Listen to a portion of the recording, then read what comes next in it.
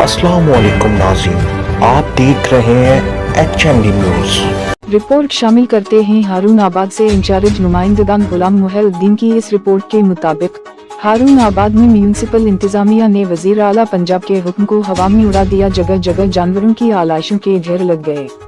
بدبو اور تعفن سے شہری پریشانی کا شکار، اعلیٰ حکام سے فوری نوٹس لینے کا مطالبہ۔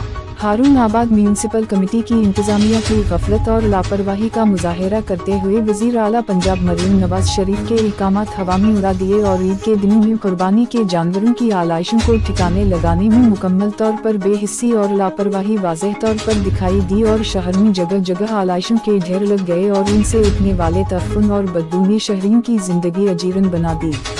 میونسپل انتظامیہ کے انتظامات صرف فوٹو سیشن اور ویڈیو بنانے کی حد تک محدود رہے اور عملی طور پر کارکردگی انتہائی مایوس کن رہی۔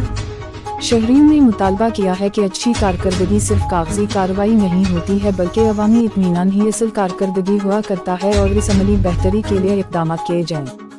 دوسری جانب انچارج کنٹرول روم کا کہنا تھا کہ ہماری ٹیمیں کام کر رہی ہیں، جیسے ہی ہمیں کوئی کمپلین موصول ہوتی ہے تو فوری ایکشن لیا جاتا ہے۔ مزید نیوز اور اپڈیٹس کے لیے دیکھتے رہے HND نیوز۔